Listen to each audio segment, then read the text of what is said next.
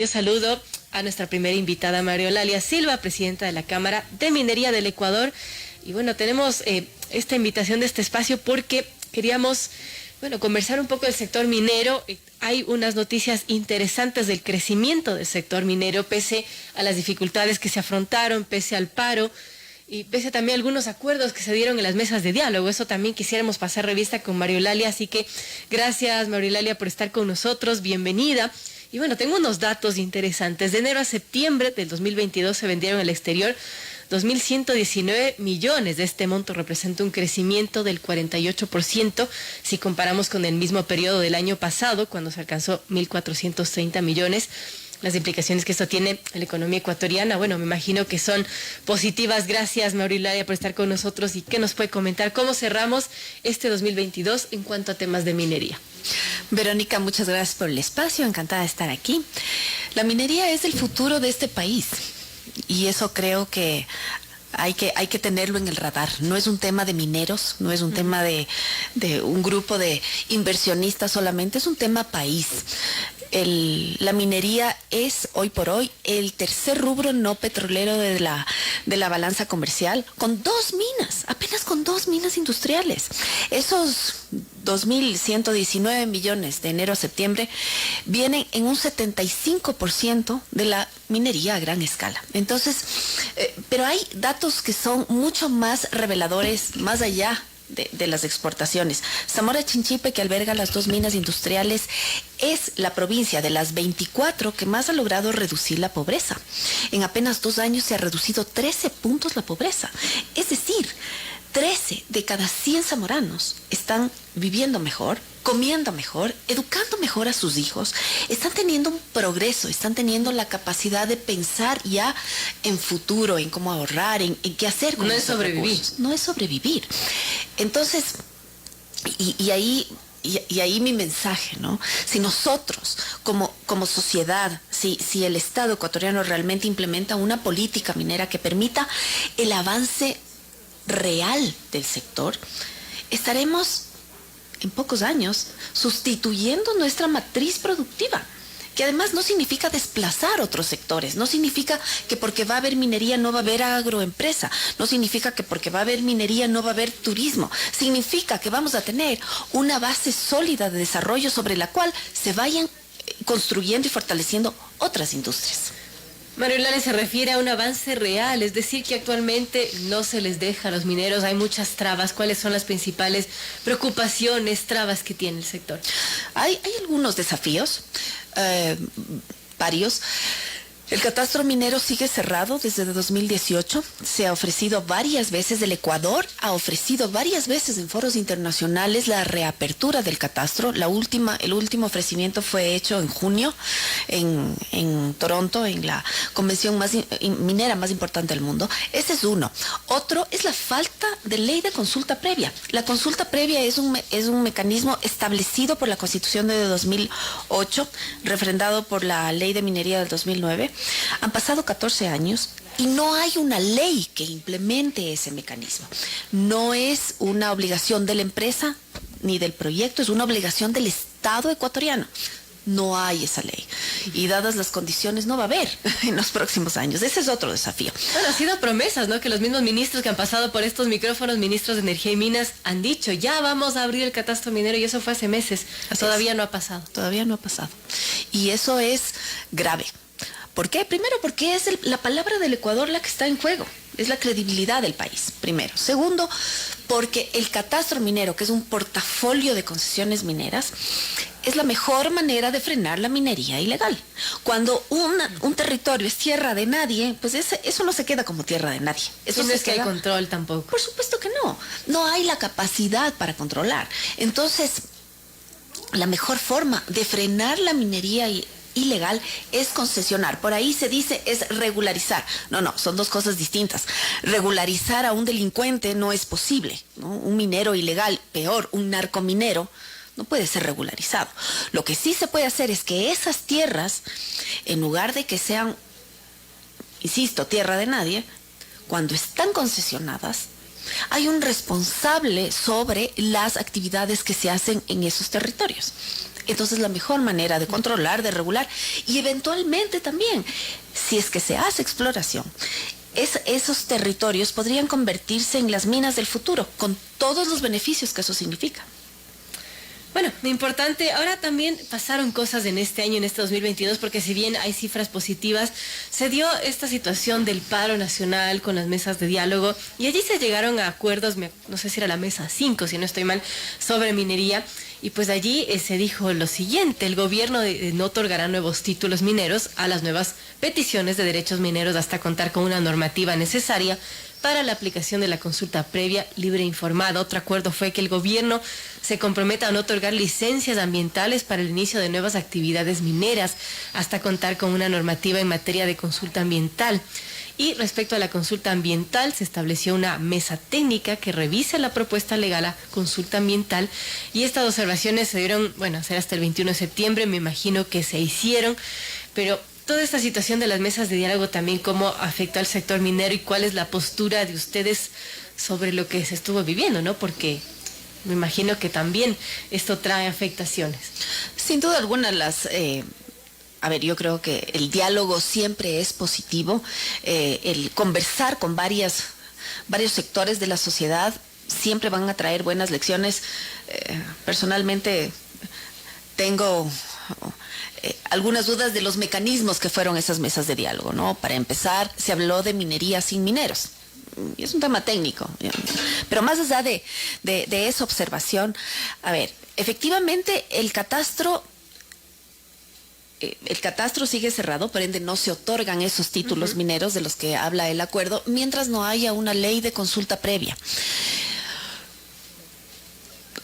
No todo el territorio nacional requiere de el mecanismo de consulta previa. La consulta previa, para empezar, no es un mecanismo que implica poder de veto. No es que le están preguntando a las poblaciones de las zonas de influencia si permiten o no permiten, si quieren o no quieren. No es así. Está parametrizado por la OIT y a otros países de la región. Perú, por ejemplo, practica este proceso. Y de lo que se trata es de ir involucrando a la comunidad siempre y cuando en esa comunidad existan nacionalidades, pueblos, comunas o comunidades indígenas, afrodescendientes o montubias, debidamente reconocidas por la ley como tal. Por ende, no todo el territorio nacional requiere de consulta previa, ¿no? Hay incluso leyes nacionales y supranacionales que establecen qué es la ancestralidad, de tal manera que solo en esos pueblos debería practicarse este proceso. Pero hay otras zonas del Ecuador que no requieren de mecanismo de consulta previa, que dicho sea de paso están siendo devastados por la minería ilegal. Ahí se puede abrir un catastro minero. ¿Cuáles, por ejemplo? Hay zonas, por ejemplo, en El Oro, hay zonas en Esmeraldas, hay zonas incluso en la misma Amazonía. No toda la Amazonía es ancestral, no toda la Amazonía tiene asentamientos de pueblos ancestrales. De tal manera que, obviamente, esa es una tarea también del Estado, graficar exactamente dónde se necesita consulta previa, y dónde no. Y donde no es así, sí se puede concesionar. Hay que tomar en cuenta que menos del 8% del territorio ecuatoriano está concesionado para la minería. Entonces, hay una salida a aquello. La consulta ambiental, por su parte, nuevamente, no es una tarea de la empresa, es una tarea del Estado, no implica un poder de veto, implica un proceso de socialización con las comunidades de influencia. Eso se ha avanzado y hay unos pequeños pasos o unos pasos previos. Requería de una consulta prelegislativa que ya ha estado reglamentada, ya fue reglamentada, hace unas semanas se expidió la normativa correspondiente, entonces eso se va a hacer. Toma tiempo, pero tampoco son tiempos enormes.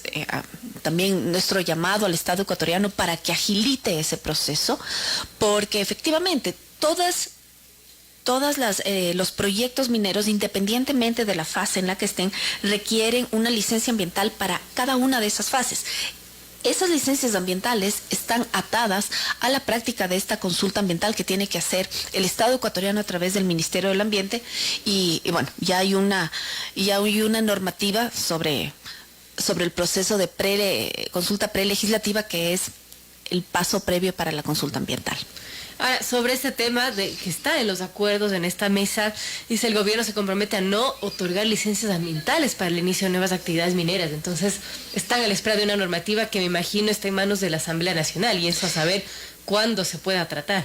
Sí, justamente la licencia ambiental requiere de una consulta ambiental. La consulta ambiental no requiere de ley, requiere de reglamento que viene del Ejecutivo. A su vez, eso está atado a una consulta prelegislativa, muchas consultas, hay toda una nomenclatura ahí, pero esa consulta, esa reglamentación para la consulta prelegislativa ya ha sido hecha y ahora le corresponde al Estado implementarla. ¿Y qué sucede, por ejemplo, con este otro acuerdo? Que el gobierno no otorgará nuevos títulos mineros a nuevas peticiones de derechos mineros hasta contar con una normativa necesaria para aplicar la consulta previa. ¿Eso depende de quién? ¿De la Asamblea, del Ejecutivo, de qué entidad? No hay una ley de consulta previa. Obviamente, por ser ley, debería ser expedida por la Asamblea Nacional, sin duda alguna. Sin embargo, hay una resolución de la Corte Constitucional que establece que si es que no hay ley, hay que proceder con una reglamentación provisional. Tenemos 14 años de ausencia de ley. La ley va después, primero va el derecho, ya existe el derecho. El derecho está sacramentado en la Constitución de 2008. Hay una falta de derecho, hay una denegación de justicia en este caso. Entonces, hay que proceder. Nosotros pensamos que es perfectamente viable proceder con una reglamentación provisional, amparados y anclados también a una resolución de la Corte Constitucional, porque tal como están las condiciones de gobernabilidad de la Asamblea Nacional, no va a haber ley en los próximos años. Inclusive, si es que hubiese la intención de la expedición de esta ley, que no la hay, pero si es que hubiese esa intención, se tendría que aplicar el procedimiento de consulta prelegislativa que toma 300 días. Entonces estamos hablando de llegar fácilmente a los 16, 18, 20 años sin esta ley. No podemos estar parados. Y es más, eso no es solamente una amenaza a la industria minera, es una amenaza al Estado ecuatoriano. Ya van varias acciones de protección, si no estoy mal son 5 o 6 acciones de protección presentadas para ciertos casos porque no hubo consulta previa. El demandado no es la empresa minera, no es la concesión, es el Estado ecuatoriano. Claro. Y bueno, todo esto que hemos estado conversando, María Eulalia, ¿cómo afecta al sector minero? ¿Cómo afecta quizás a nuevos inversionistas que puedan venir al país? A pesar de todos estos obstáculos que tenemos en el camino, la minería sigue respondiendo de manera fantástica, ¿no? Vamos a cerrar este año con un importante incremento respecto al año pasado. Estamos demostrando lo que podemos hacer en territorio.